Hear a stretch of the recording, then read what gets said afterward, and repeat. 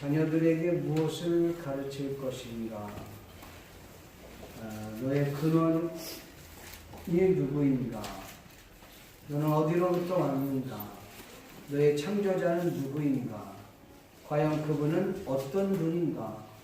이것을 분명히 자녀들에게 알려줄 필요가 있다는 것이죠. 우리는 우연히 만들어진 존재가 아니라 목적이 있어서 필연적으로 하나님께서 만드셨다는 것을 자녀들에게 인식시켜주는 것이 필요합니다. 이것을 어렸을 때부터 머리에 쇠뇌를 시키는 것입니다. 그래서 자녀들로 하여금 이런 것이구나 라고 어렸을 때부터 성부 하나님에 대해서, 성자 예수님에 대해서, 성령 하나님에 대해서 철저하게 가르쳐야 될 의무가 오늘 어른들, 우리 성인들인 부모들에게 있다고 하는 사실입니다. 이 사실을 우리가 직시하지 않는다면 자녀들의 교육은 망치게 될 것입니다. 사실은 아이들에게 가르치기 이전에 먼저 내가 그 하나님을 믿느냐라는 것이죠. 먼저 그 하나님을 내가 신뢰하고 믿고 따라가고 있느냐. 그래서 나와 너를 창조한 자가 누구인지를, 내 인생의 참된 주인이 누구인지, 나의 삶의 중심이 과연 누구인지를 알려줄 필요가 있다는 거죠. 내가 어디서부터 왔고 어디로 가야 하는지, 이것은 어쩌면 인생의 궁극적인 질문이 아닐 수 없는 것입니다. 그래서 이 유태인들 케이스들은 하나님의 말씀을 어렸을 때부터 가르치는 그런 훈련을 했다는 것입니다. 한번 자료를 좀 해주시겠어요? 전도서 12장 1절에서 2절 말씀을 보게 되면 거기 보면 너는 청년의 때 너의 창조자를 기억하라. 곧 곤고한 날이 이르기 전에 나는 아무 낙이 없다고 할 내가 가깝기 전에 해와 빛과 달과 별들이 어둡기 전에 비가 온 뒤 구름이 다시 일어나기 전에 너의 창조자를 기억하라. 이 1절 2절 사이에 전에라고 하는 말이 4번이나 등장합니다. 동의어까지 한다면 5번이나 등장이 돼요. 그러니까 어렸을 때 가능하면 이르면 이를수록 너의 창조자가 누구인가를 어렸을 때부터 그 자녀들에게 일러주라는 것이죠. 거기에 선행은 뭐냐? 내가 믿는 것이죠. 부모가 믿는 것입니다. 우리 조상들이 믿었던 그 하나님, 내가 믿고 내가 믿었던 그 하나님을 그 후손들에게까지 믿음을 전수해야 될 필요가 있다라는 것이죠. 그래서 유대인들의 모습을 잠깐 지난번 설명을 못 드려서 좀 말씀을 드리는데 잠깐 설명을 좀 드리겠습니다. 유대인들은 종교적 공동체입니다. 그래서 하나의 국가는 영토, 국민, 주권으로 형성이 됩니다. 그런데 유대인은 영토가 존재하지 않아서 2000년 넘도록 영토가 존재하지 않아서 그들은 종교적 운명 공동체입니다. 그래서 놀랍게도 러시아에 있든 이스라엘에 있든 뉴욕에 있든 아시아에 있든 어느 곳에 있든지 그들의 종교는 똑같습니다. 그들이 지키는 절기도 똑같습니다. 그들이 배우는 탈무드나 미슈다나 그들이 배우는 그 토라는 똑같습니다. 가지고 있는 전통도 똑같습니다. 그 예식도 똑같아요. 절기도 똑같이 지킵니다. 어느 곳에 있든지 간에. 그래서 그들은 종교적 운명의 공동체다. 그렇게 말합니다. 전 세계에 흩어져 있는 유대인들이 지금 1800만 명 정도 된다는 옛날 보고입니다. 그러니까 134개국에 흩어져 있다고 그래요. 유대인들이. 지금 유대인의 지역에 보면은 유대인들 이스라엘은 요만하게 작습니다. 요르단, 사우디아라비아, 시리아, 그 다음에 에집트 이렇게 전부 다 강대국들이 있는 그 틈 사이에 이스라엘이 있는 거예요. 어떻게 보면 우리나라와 아주 유사한 그런 나라죠. 그 다음에 이스라엘 공동체에 보면 탈무드를 보게 되면 그 탈무드 안에서 그들이 배우는 것이 고난으로서는 그 민족사를 배우게 됩니다. 유일신간의 종교사상을 배웁니다. 집단의 지성의 토론 시간을 가지고 토론을 통해서 결론을 얻어내요. 그 다음에 문화, 경제, 윤리의 이거는 미슈나입니다. 미슈나. 그래서 토라, 그 다음에 그들이 갖고 있는 탈무드, 그 다음에 미슈나. 미슈나는 그들의 예전입니다. 예전. 이 세 가지를 다 가리키고 있다는 것이죠. 서기관들이 토라를 선지하는 것 아침에 이스라엘 백성들은요, 기도할 때요, 어느 곳에서도 기도합니다. 길거리에서도 기도하고, 성문에서도 기도하고, 기도하는 모습. 지난번에 얘기했던 것처럼 이스라엘 사람들이 기도하는 모습. 아버지가 아들이 새벽 기도 나갈 때 어떻게 해야 되는지를 알려주는 거예요. 어렸을 때부터 알려주는 거예요. 특히 성인식을 한 아이에 해당되는 케이스. 12세, 13세 된 아이에게. 여기 텔리핀이라고 하는 거, 여기 머리에다 씌우는 거.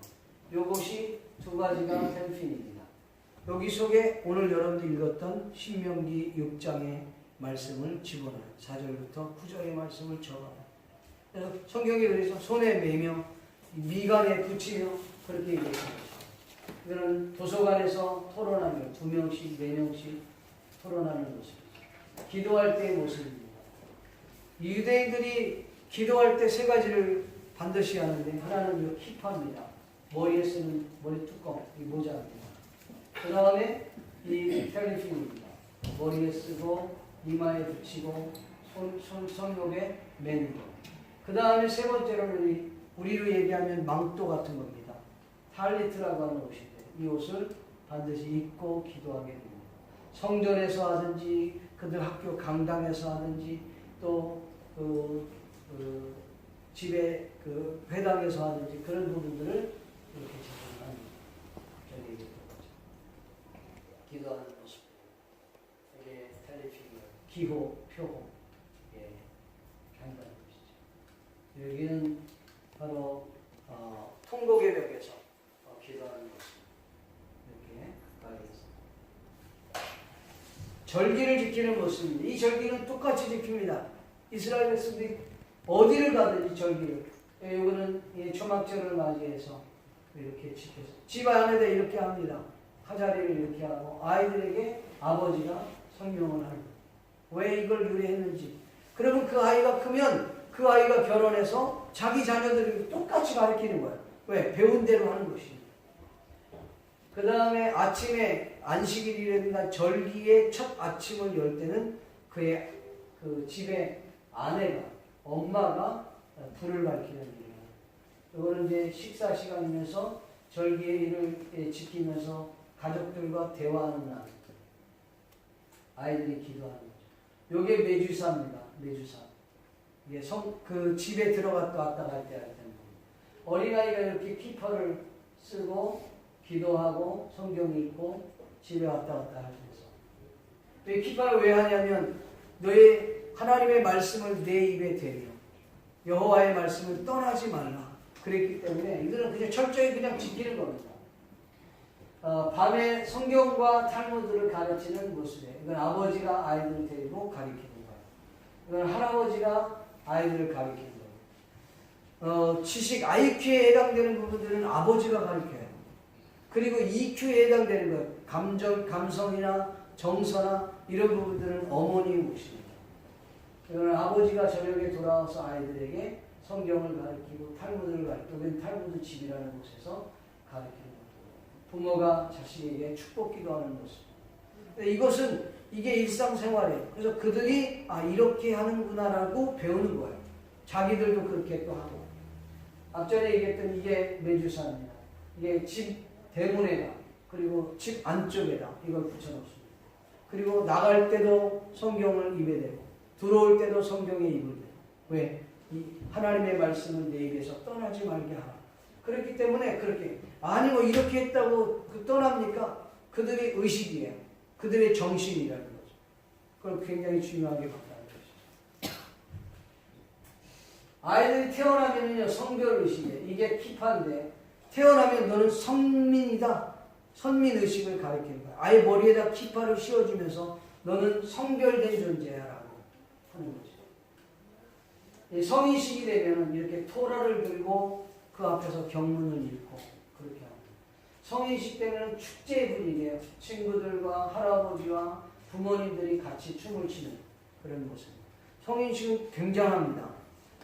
제가 오늘 책을 보니까요, 성인식이 되면은 이스라엘 백성들은요, 성인식 토라를 다 외우고 탈무드를 공부하고 그 성인식이 끝나고 나면 그네들에게 들어오는 결혼 기념 때보다 돈이 더 많이 들어온대요. 축하금이. 그래서 많이 들어온 데는 6천만 원 정도, 우리나라 돈으로. 적게 들어온 데는 3천만 원 정도 들어요. 그렇게 들어온다고 해요. 그래서 그 아이가 대학을 졸업할 때 되면 그 아이들이 첫 출발을 6천에서 1억을 갖고 출발을 한대요. 우리하고 경제 개념이 완전히 달라요. 그러니까 그 성인식은 굉장히 소중하게 생각하고 있는 겁니다. 성인식 후에 경문을 읽는 모습이에요. 토라를 그대 읽는 거죠. 이게 탈리트 있고. 결혼식 때 이제 아버지가 자녀에게 축복 기도하는 모습. 이걸 후파라 그러는데, 요게 이제 후파라고 해요. 이건 상징인데, 이건 뭘 의미하냐면 성전을 의미하는 겁니다. 근데 결혼을 해갖고 성전에 들어갔다는 말에 그 말은 보세요. 너희 집이 하나님의 성전이다라는 거예요. 이거를 철저하게 아주 집요하게 가르쳐주죠. 절기를 위한 성결 의식을 갖습니다. 집에 있는 그릇들을 완전히 다시 세척을 하고 뜨거운 물로 다 소독을 하고 집에 있는 더러운 그 모든 그 잡지나 음란 빛 전부 다 정리하는 음식, 그 다음에 어머니가 자녀들을 어렸을 때부터 양육하는 모습들의 모습. 유대인들의 음식에는 코셔라고 하는 마크가 있습니다. 유대인들은 아무 음식이나 먹지 않습니다. 이슬람이 말하는 할랄 음식 있죠? 할랄 음식과 유사합니다. 구약에서 보면은 먹을 음식과 먹지 못할 음식을 구분했어요. 그래서 정결한 것과 부정한 것. 예를 들어 소나 양이나 염소나 이런 것들은 먹을 수 있어요. 돼지 같은 경우는 못 먹습니다. 왜냐하면 그게 이렇게 굽이 갈라져서 되새김질을 못하기 때문에 뭐 등등 이런 부정한 음식들은 못 먹습니다. 소고기라 할지라도 피가 섞여 있는 것은 절대 못 먹습니다. 그러니까 아예 완전히 피를 다 제거하지 않는 한 그 음식을 먹을 수가 없어요. 그래서 유대인들 사회 안에서 유대인들이 먹는 이런 큰 대형 슈퍼들이 있습니다. 네. 그래서 유대인들이 먹는 음식들이 있어요. 코셔 마크는 뭐냐면 유대인들이 이런 비스켓이든 유대인 안에서도 그 마크가 있습니다. 그리고 또 뭐죠? 우리 이렇게 커피 유명한 커피 뭐죠? 전 세계에서 잘 먹는 커피 있잖아요. 스타벅스. 스타벅스도 이 사람들은 코셔 마크를 따도록 되어 있어요. 그러니까 아무거나 못 쓰게 되어 있어요. 그 사람들도 현대 문명을 쓰지만 코셔 마크를 반드시 바꿔요. 여기 코셔 마크예요. 여기 K라고 하는 거예요. 여기에 붙어 있어야 돼요. 요거 없으면은 그들은 먹지 않습니다. 식당도 마찬가지예요. 그 레스토랑이든 식당이든 어디 가면은 반드시 코셔 인증서를 붙습니다. 한 A4 용지 정도 되는데 이렇게 딱 식당 정문 앞에 반드시 붙이게 해서 요거 없으면은 거기 들어가지 않습니다. 유대인들이. 여기는 그냥 아무거나 막 파는구나. 잡동사니 안 먹습니다. 들어가지도 않아요. 여기는 그 레스토랑인데도 이렇게 화려한 것 같지만 여기에서도 이렇게 네모난 인증서가 있습니다. 이런 데서만 먹습니다. 이들이 하는 것들이 그래요. 절기나 안식일 때 아침에 엄마가 또 이거는 언니가 성경을 가요. 할머니가 성경을 가요. 이런 모습. 이거는 이제 통곡일에서 미국 사람들이나 다른 애들이 와서 기도하는 모습. 미국에 거주하는 유대인들이죠. 이거는 이제 성경 토라를 새롭게 정리해갖고 성전에 들어갈 때 비가 오는 날이 이렇게 싸갖고 기도합니다. 이건 유태인들이 독일 나치에 의해서 죽을 때도 요 탈리트 옷을 입고 죽습니다. 사람들이 막 비웃죠. 독일 분들이. 근데 이들은 선민의 의식을 갖고 뭔가 아니면 키파가 없습니다. 텔리핀이 없습니다. 탈리 옷이에요. 탈리트라고 하는 옷이 반드시 입어요. 유대인들만큼 여러분 조국을 사랑하는 나라가 없습니다. 전 세계에 이렇게 비행, 예를 들어서 전쟁이 일어나면 그냥 전부 다 막 미국으로, 이스라엘로 들어가는 거예요. 남녀 할 것 없이 군복무를 다 같이 합니다. 우리나라도 여자들이 해야 되는 상황이. 불임절입니다. 불임절 때 이게 멸망하다가 살아나서 축제에 분해서 춤을 추고 즐깁니다. 이스라엘 절기 가운데 하누카라고 하는 절기가 있습니다. 이건 빛의 날이야. 그래서 이건 하나의 이제 우리로 얘기하면 쇼땡가 같은 그런 모습입니다. 큰 빛을 드러냅니다. 9개의 촛불을 켜고 식당이나 이런 기도도 하고 식당이나 이런 개인 집에서도 빛을 이렇게 발견해요. 왜? 하누카는 빛의 날이다. 그렇게 또 절기를 지키는 거고. 마지막으로 최후의 전투했던 장소 마사다 공원. 여기에 이스라엘 유대인들이 버티고 있어요. AD 70년경에 로마 군대들이 여기를 이 피탈진대로 올라오니까 그들이 한 게 뭐냐면 이런 기계를 만들어 돌 갖고 던지는 거야. 그러니까 아무리 싸워도 이길 수가 없는 거야. 그래서 어떻게 했느냐면 이렇게 비탈진 곳을 쌓기 위해서 여기다 이렇게 비탈지잖아요. 여기다가 또 하나의 성을 이렇게 썼어요. 그래서 쉽게 올라가게. 결국은 AD 70년경에 망할 수밖에 없는 상황이 도래했을 때 그 유명한 우리는 이들에게 붙잡혀 죽으면 안 된다. 붙잡히면 내 아내와 내 딸들, 우리의 자녀들은 노예가 될 것이고 비참하게 인생을 마치게 될 것이다. 그래서 이 사람들이 여기서 한 것이 하나가 있어요. 뭐냐면 제비를 뽑자. 그래갖고 한 사람만 지옥에 가자. 한 사람만 지옥에 가자 해서 제비를 뽑아갖고 제비를 뽑았는데 그 사람이 한 사람이 뽑힌 거예요. 그래서 모두 다 죽이고 자기가 마지막 자결하고 죽습니다. 근데 이 이야기가 어디서 나오냐? 잠깐 화장실 간 사이에 한 사람이 애를 데리고 화장실 갔는데 그런 일이 벌어진 거예요. 다 죽어버린 거죠. 유대인의 역사가 중에 요세푸스라고 하는 그 책에, 요세푸스 책에 그 일화가 나와 있습니다. 여기까지 읽겠습니다. 그래서 이스라엘 사람들은 이 하나님에 대한 영역에 대해서 너무 철저하게 가르칩니다. 유대인들은 유일신 하나님만 가르쳐. 우리 기독교에서는 성부 하나님, 성자 예수님, 성령 하나님을 가르친다고 해요. 그들은 이걸 몰라. 예수님을 모르고 성령 하나님을 모르고 얼마나 불쌍한지 몰라요. 여러분 경제적으로 아무리 유익하다 할지라도 제대로 구원자이신 예수님을 모른다는 게 얼마나 불행한 일입니까? 여러분 지금 유대인들 안에도 예수님을 믿는 사람들이 생겨났어요. 극소수이긴 하지만 놀랍지 않습니까 여러분? 그래서 우리는 삼위일체 하나님을 믿습니다. 그래서 오늘날 저와 여러분들이 정말 자녀에게 뭘 가르칠 거냐? 하나님을 제대로 가르쳐야 된다. 하나님을 제대로 가르치되 삼위일체의 하나님을 가르쳐야 된다는 것이죠. 유대인들이 가르치지 않는 삼위일체의 하나님.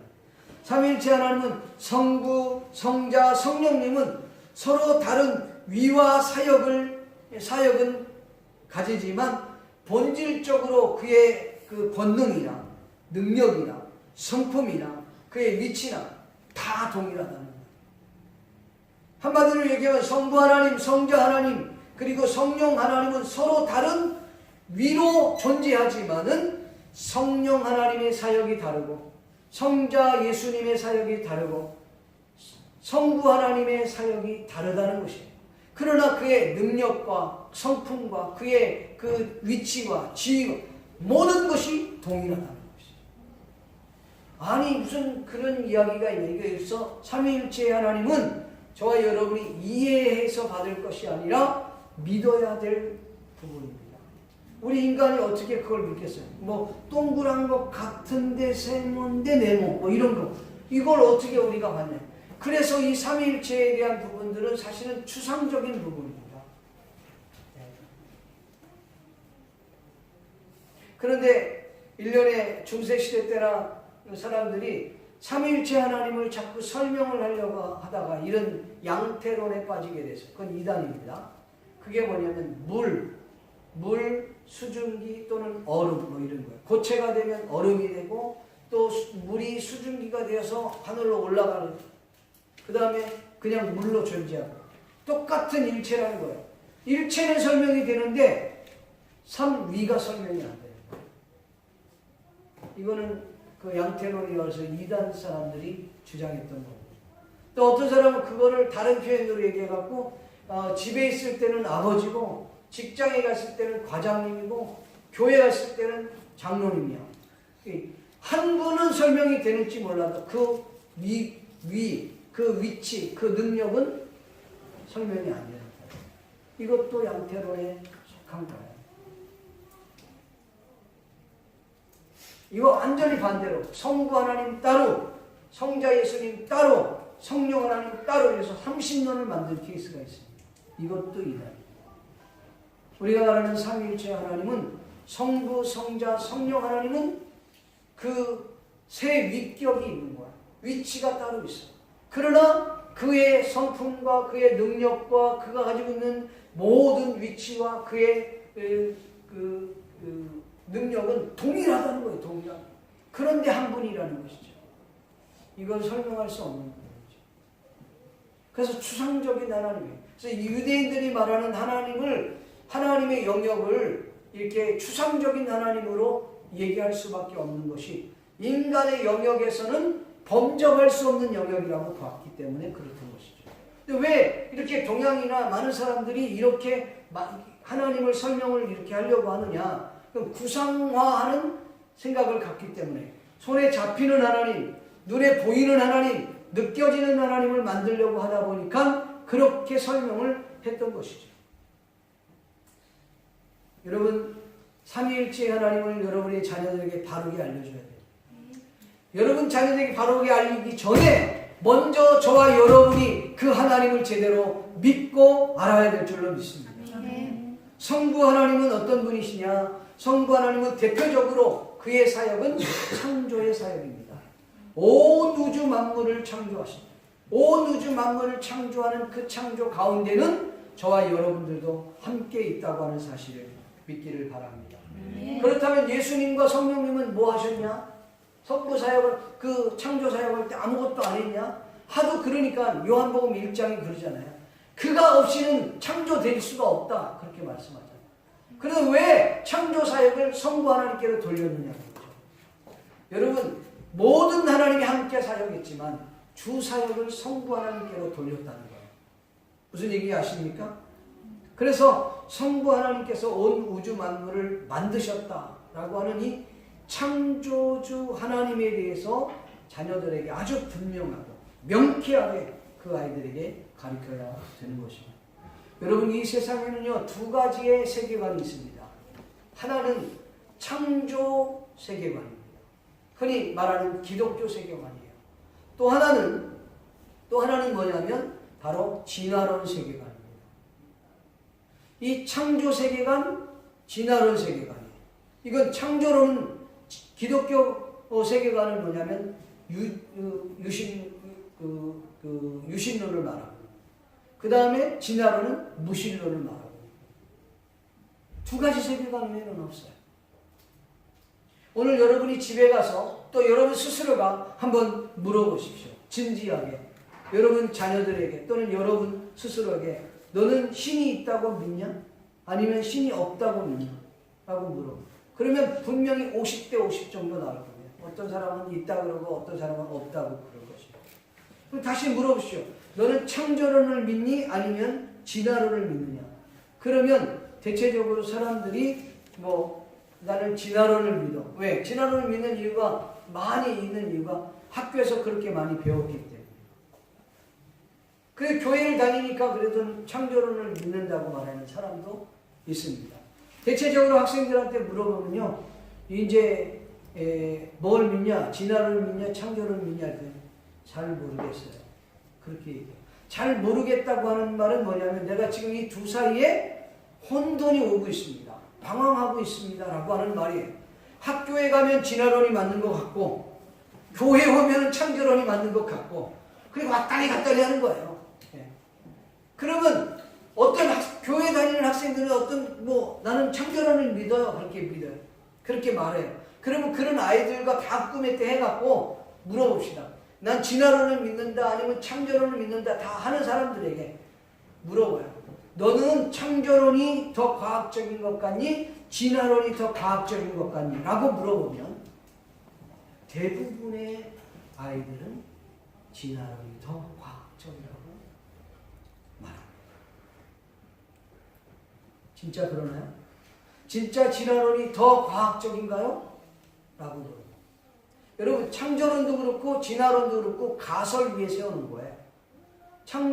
주님이 창조할 때 하나님께서 창조할 때 나 본 사람 있어요? 본 사람 있어요? 없죠? 진화를 본 사람 있습니까? 없어요. 다 가설 위에 세우는 거예요. 그러면 정확한 교육이라고 한다면 각 학교에서요. 야 지금 이 두 가지 이론이 있어. 창조론도 있고 진화론도 있는데 창조론이 주장하는 것은 이러이러한 것들이 있고 그들이 주장하는 근거는 이런 거야. 근데 그들이 갖고 있는 맹점은 이런 거지. 또 하나는 진화론인데 진화론이 주장하는 건 이런 거야. 진화론이 지금 근거하고 있는 그 이론은 이런 부분이지. 근데 진화론에도 또 맹점이 있어. 근데 이 두 가지의 이론이 있는데 이거는 너희들이 판단해. 이렇게 교육해야 정상이야. 근데 지금은 그렇게 교육하지 않습니다. 전 학교가 거의 100% 기독교 학교가 아닌 이상 100% 다 진화론을 가르칩니다. 그러면 교육의 아버지, 교육의 머리가 되고 교육의 기초인 누구냐? 존 두이라고 하는 사람이 바로 그 자리를 차지하고 그 사람이 진화론이야. 그러니까 믿지 않는 사람들이 학교에 전부 다 주둔하고 있으니까 교육 과정 자체가 전부 다 진화론식의 교육을 하고 있는 거예요. 설령 예수 믿는 사람이 그곳에 있다 할지라도 선생님은 그걸 못 가르치는 거예요. 왜? 교과 과정대로 가르쳐야 되니까. 그걸 못 가르치는 거예요. 여러분 학교에서는요.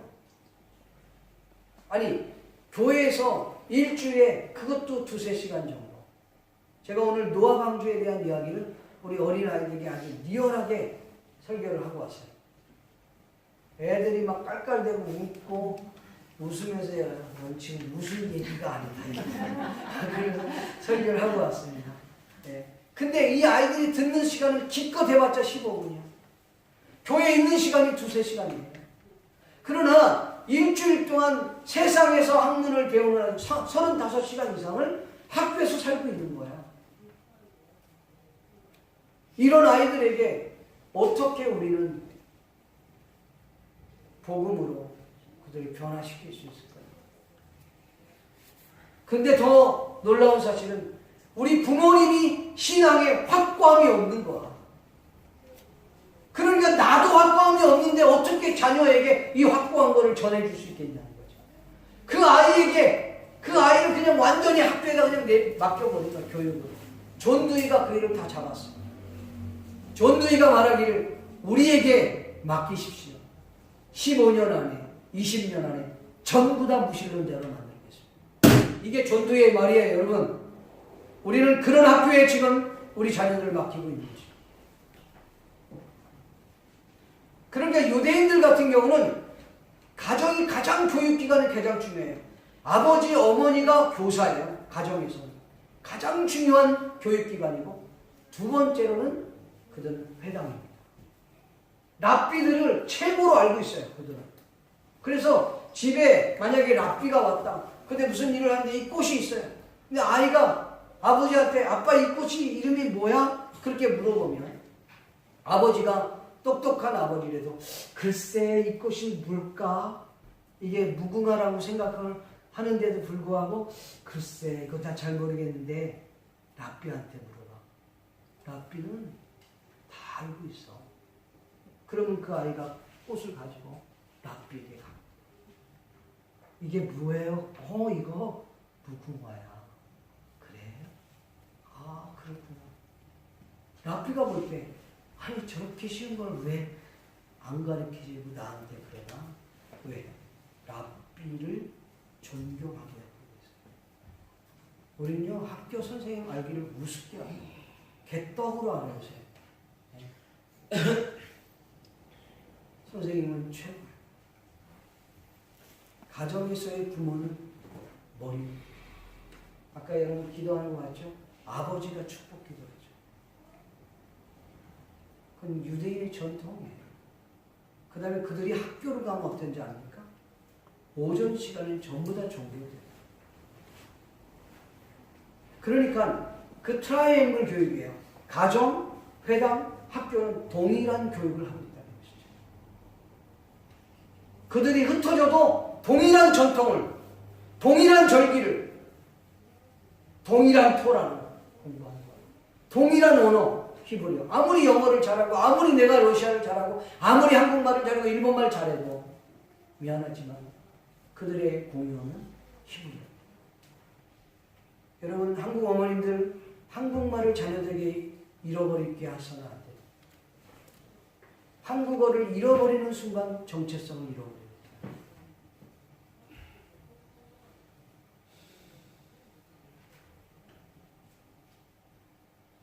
그래서 우리 어린아이들에게 여러분 하나님이 어떤 분인가를 철저하게 알려줘야 돼요.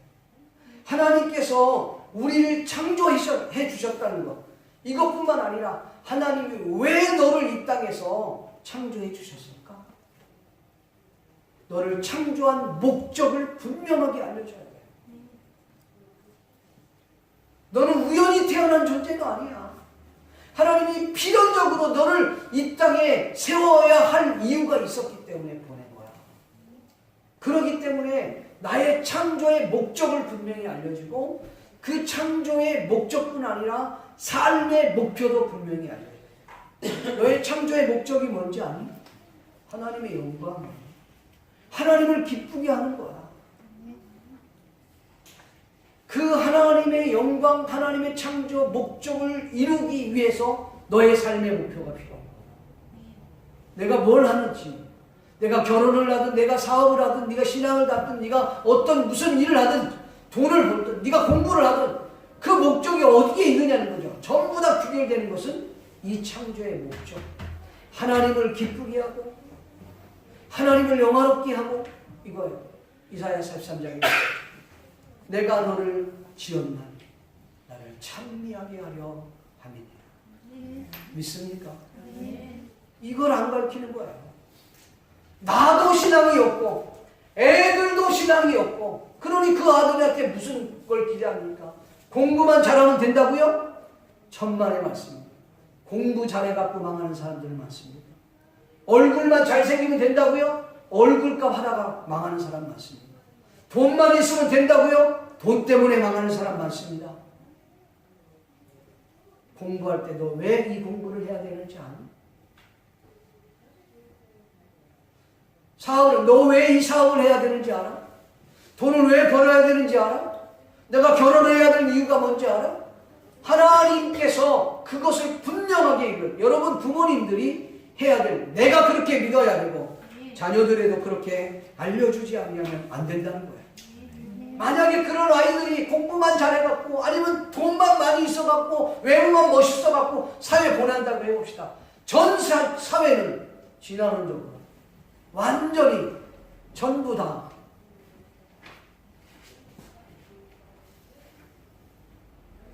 세상에 물들어 있어요. 제가 여기서 우리 청년들과 같이 동성연애에 대해서 공부를 하고 있습니다. 동성연애. 그래서 제가 물어봤어요. 야, 동성연애에 대해서 얘기하다가 내가 만약에 동성연애를 해갖고 남자가 남자를 데리고 엄마한테 아빠한테 가서 결혼한다 그러면 너는 어떻게 할 것 같냐? 너네 부모님. 그랬더니 한 친구가 그러는 거야. 죽습니다. 죽는데 죽여버린다는 거야. 여러분 세상이 그래요. 지금 전 세계적으로 동성애를 합법화시켜요. 망해가고 있는데도 불구하고 그걸 합법화시키고 있어요.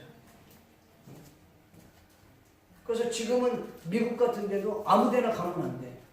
보고 이게 지금 이게 남성이 가야 될지 여성이 가야 될지 중성이 가야 될지 이런 화장실도 다 나눠져 있어요.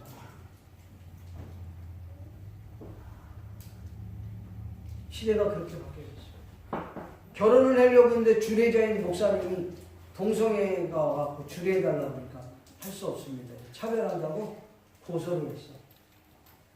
2천만 원 벌금 물었어. 케이크집에서 동성애자가 케이크를 만들어 달라니까 안 한다 그랬더니 고소했어. 1억 5천만 원 벌금 받아서 사업 도산됐어요. 그건 여러 해외에서 있는 일들이에요. 그걸 합법화 시키면 그렇게 되는 거예요. 그거 지금 우리 아이들하고 공부하고 있습니다. 왜? 세상이 얼마나 악한지. 그 악한 그곳에 우리 자녀들을 지금 보내야 되는 거예요. 학교도 그렇습니다. 여러분 학교가 폭력이 있으니까 그래도 그 학교는 보호장치가 있으니까 다행이에요. 사회 나가면 더 이상 우리는 아이를 컨트롤할 수가 없어요. 신앙이 없는데 뭘 어떻게 컨트롤하겠어요. 여러분 먼저 여러분들이 신앙에 우뚝 설 수 있기를 바랍니다. 내가 하나님을 잘 믿기를 바랍니다. 그리고 그 신앙을 전수를 그 자녀들에게 물려줄 수 있기를 바랍니다. 여러분 돈 많이 벌면 뭐 할 거예요? 공부 많이 하면 뭐 합니까? 결국은 목적이 없는데 창조 목적을 잃어버렸는데 그래서 유태인들은 그 어렸을 때부터 이 탈무드, 토라, 미시나 이 공부를 철저하게 시키는 거예요. 하나님에 대해서 막 철저하게 그것도 하나님을 어떻게 막 다각도로 연구를 하는 거예요. 문제 하나 놓고 막 그걸 갖고 토론하고 여러분 참 중요한 겁니다. 자 그러면 두 번째로는 성자 하나님 예수 그리스도에 대해서 가르쳐요. 예수님의 전적인 사역은 구속의 사역, 구원의 사역입니다. 성부 하나님과 성령 하나님께서는 뭐 하셨냐? 예수님 구원하실 때 물론 함께 일하셨다니까. 주 사역을 누구에게 돌렸다? 주님께로 돌렸다는 겁니다.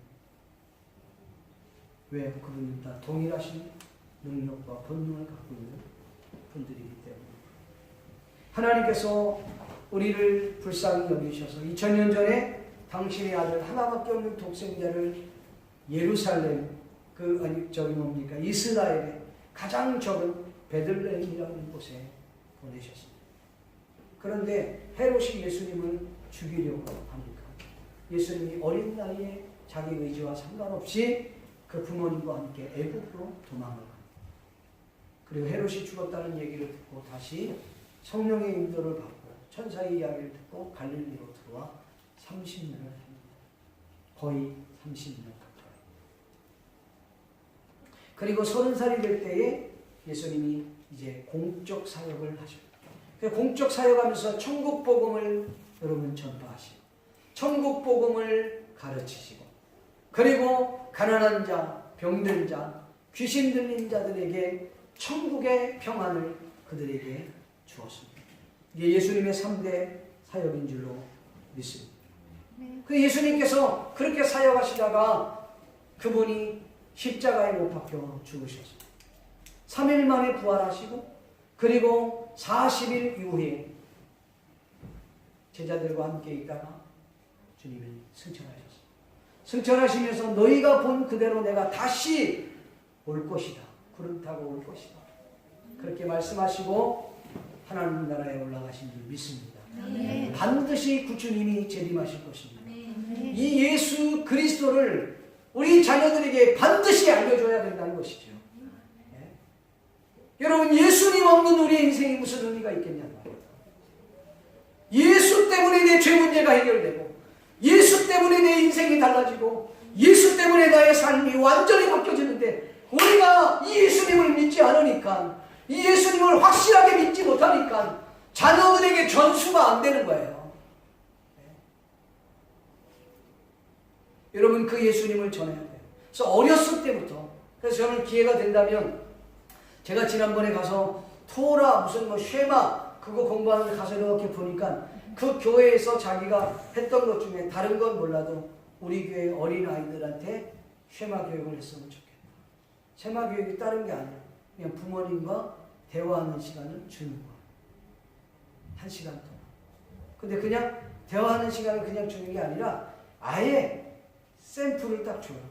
자, 15분 동안, 뭐 45분 동안 대화합니다. 그러면은 딱 샘플이 있어요. 그러면 엄마가 질문해요. 그것도 전부 다 오픈 질문이에요. 그럼 아이들이 대답하고 그 대답을 들으면서 또 우회적 질문하고 그래서 그걸 1시간 동안 대화하는 시간. 성경을 갖고 대화하고 때로는 성경 아닌 사회 이슈를 가지고 좀 중학교, 고등학교 청년들한테는 그걸 주는 거예요.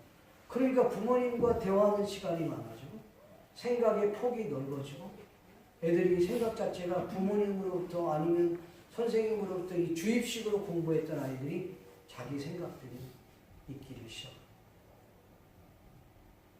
그러면서 그 아이들, 그 얘기가 참 어린아이들이 참 중요하구나. 그 교육하는 걸 보고 왔습니다. 여러분 우리 꼬마 아이들은요. 질문이 무진장 많습니다. 네. 어떤 아이한테 질문하게 이렇게 질문해. 야, 고양이는 천국에 갈까? 못 갈까? 그랬더니 꼬마 아이가 고양이는 착하니까 천국에 가는 거야. 그래, 왜 그렇게 생각해? 했더니 우리 집 고양이는 엄청 착해요. 도둑질도 안 하고요. 착해요. 그래. 착하면 천국에 가는 거야? 네. 제 옆에 있는 애, 아니요. 그냥 못 가요. 너 왜 못 간다고 생각했더니 고양이는 영혼이 없잖아요. 고양이가 영혼이 없는지 어떻게 알아? 봤어? 안 봤는데요. 우리 엄마가 그랬어요. 별 얘기 다 나와요. 그 아이들은요. 생각이 무지. 유태인들이 그걸 가르쳐줘요. 팍 열린 교육을 시키는 거야. 막 영혼이 있는지 없는지 어떻게 알아? 그러면 모르겠으면 한번 찾아봐. 그에 관련된 서적을 소개시켜줘. 아니면 부모님한테 물어보고 본인이 찾든가. 여러분 오늘날 우리 자녀들에게 예수 그리스도가 누구인지를 알려줘야 돼요. 그분이 십자가에 달려 돌아가시는 것을 알려줘야 돼요.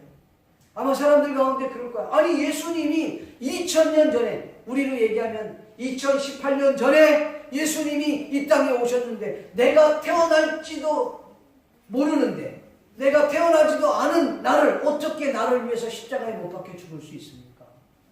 그게 말이 됩니까? 그래, 맞죠? 어떻게 그 예수님이 나를 아냐 이거죠. 나는 태어나지도 않았는데. 여러분 성경에는 답이 있습니다. 성경에. 여러분 우리가 태어나지 않았는데 모르죠. 그건 우리 생각이에요. 하나님은 전능하신 분이고 하나님은 우리가 태어나기 이전부터 우리를 알고 있다고 성경은 말하고 있어요.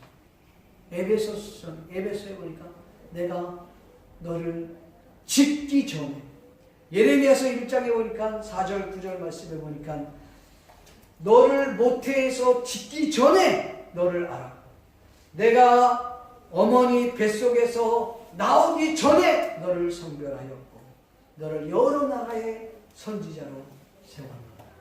어머니 뱃속에서 만들어지기 전에 조성되기 전에 태어나기도 전에 주님은 그를 알고 그에게 선지자로 세우겠다고 생각했다는 것이에요.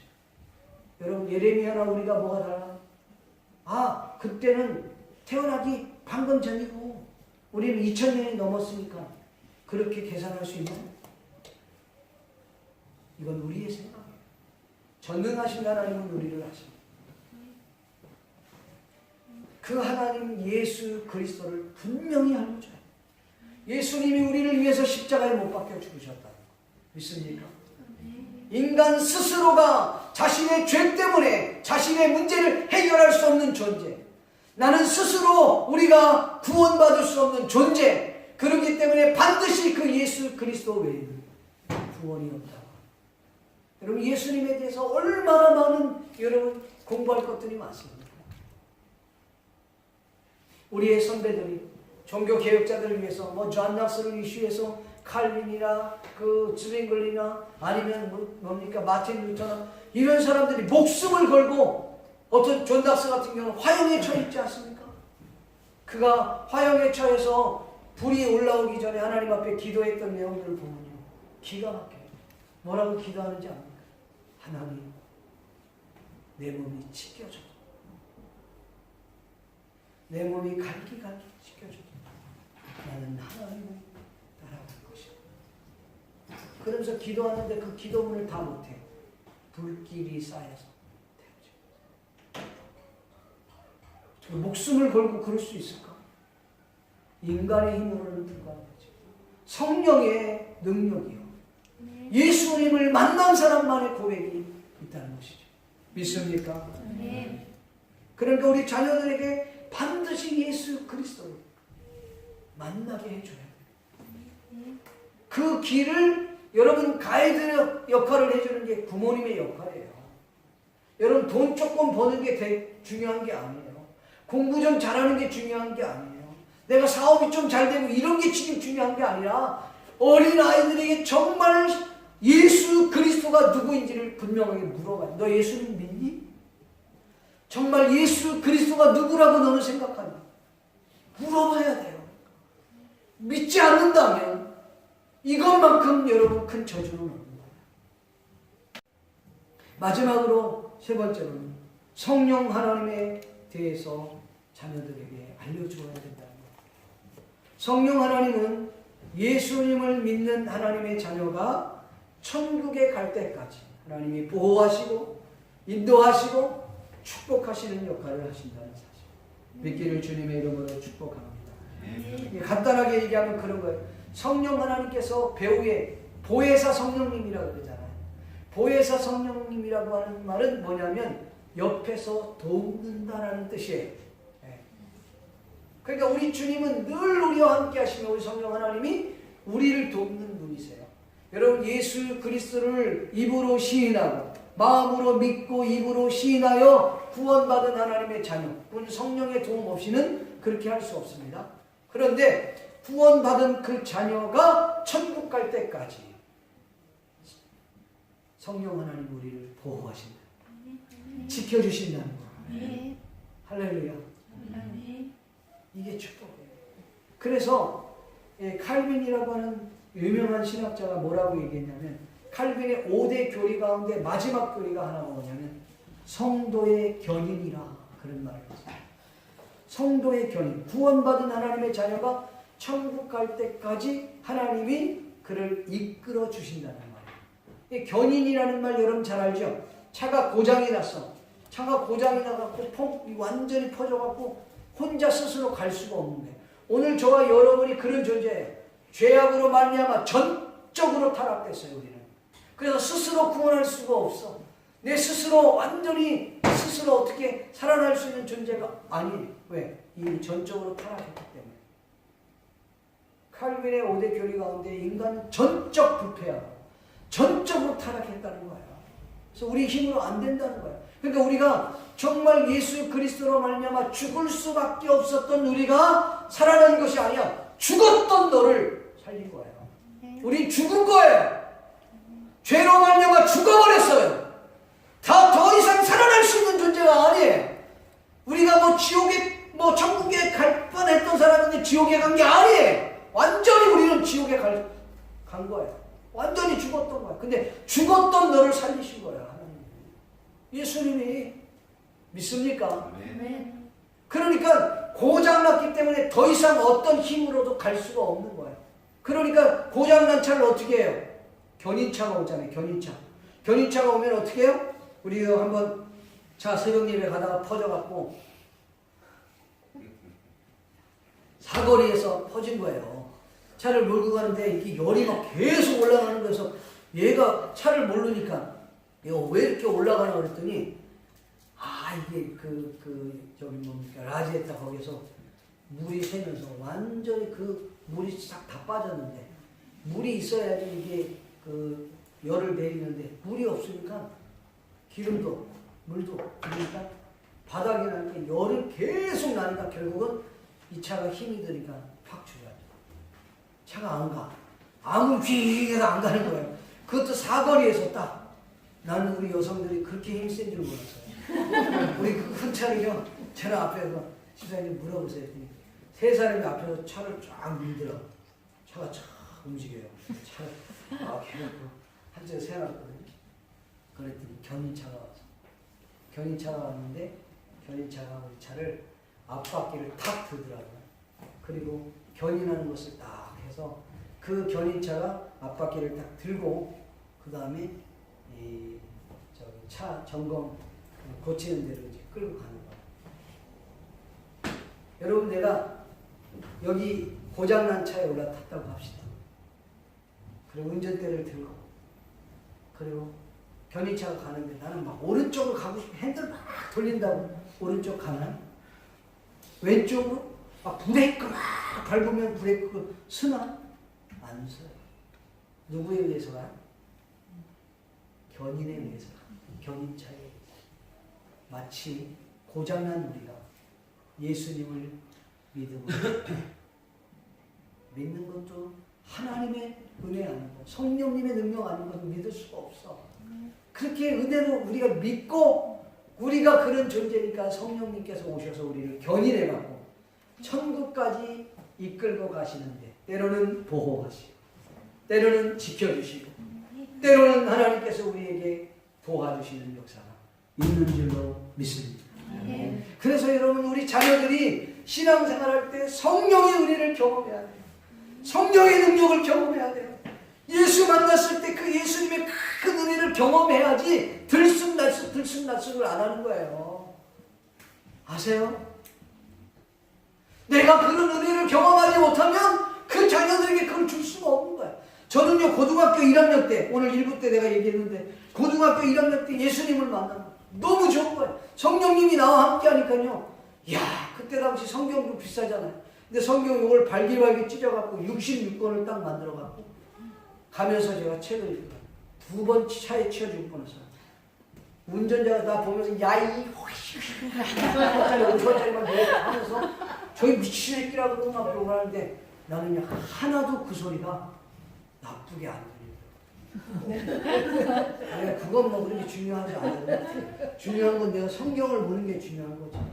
너무 좋고 우리 학생들이 그런 은혜를 경험할 수 있기를 여러분들이 그 주님을 그렇게 만날 수 있기를 주의 이름으로 축원합니다. 성령님을 경험해야 돼. 성령님을 만나야 돼. 그렇지 않고서는 신앙생활 자체가 재미가 없는 거예요. 여러분. 네? 여러분 성령님 만나면 너무 좋은 거예요. 행복한 거예요. 그런 성령 하나님을 여러분들이 가이드해서 그 자녀들로 하여금 그 길로 가도록 하나님을 만날 수 있는 그 자리 인도해 주는 것이 우리 부모여 어른들의 역할이죠. 믿습니다. 말씀 맺기를 소원합니다. 오늘 성경이 우리에게 말씀했습니다. 마땅히 아이들에게 가르칠 것을 가르치라. 그냥 늙어서도 주님을 떠나지 않아요. 순교자들이 왜 순교를 합니까? 순교자들이 왜 순교를 합니까? 어리석어서? 아니, 이 하나님의 은혜가 순교를 합니다. 난 여러분들이 그 하나님의 은혜 속에 잠기기를 축원합니다. 여러분 성령의 충만한 사람들과 함께 있기를 바랍니다. 그래서 우리가 성령의 큰 은혜를 경험합니다. 그 받은 은혜를 함께 나눌 수 있는 저와 여러분이 될 수 있기를 준비하신 예수님의 이름으로 축복합니다. 기도합시다. 우리 이 시간 같이 한번 합심하여 통성으로 기도하기를 원합니다. 하나님 우리에게 은혜를 베풀어 주시옵소서. 하나님 우리에게 능력을 부어 주시옵소서. 오늘 말씀을 다시 한번 생각하면서 합심하여 통성으로 주여 한번 부르고 기도하기를 원합니다. 기도하겠습니다. 고마우시고 자비로우신 아버지 하나님, 주님의 은혜와 은총을 감사합니다. 하나님 우리가 우리 자녀들에게 뭘 가르칠 수 있겠습니까? 우리가 무엇을 믿어야겠습니까? 성부 하나님, 성자 예수님, 성령 하나님, 삼위일체 이 하나님을 우리가 믿고 우리가 신뢰하고 우리가 그 주님을 따라가고 말이야. 그 자녀들에게 가르쳐 주어야 될 줄로 믿습니다. 하나님 아버지, 한 시간도 도우시고 역사해 주시사 온전히 주님을 바라볼 수 있는 죄를 낼 수 있도록 우리 하나님이 역사해 주시옵소서. 믿음의 주여 온전케 하신 주님만 바라봅니다. 주님만 기대합니다. 주님만 소망합니다. 이 시간 주님이 강력하게 은혜 베풀어 주셔서 우리를 통하여 우리의 자녀들에게 믿음의 가문, 명문, 가문을 유산으로 불릴 수 있는 저희들 다 될 수 있도록 주님 도와주시옵소서. 이 모든 것들이 하나님의 은혜입니다. 이 모든 것들이 하나님의 축복입니다. 이 모든 것들이 하나님의 귀한 은혜인 줄 믿고 감사를 드립니다. 감사하고 예수님의 이름으로 축복하며 기도하옵나이다. 아멘. 우리 찬양하면서 준비하는 분 하나님 앞에 올리겠습니다. 하나님의 은혜.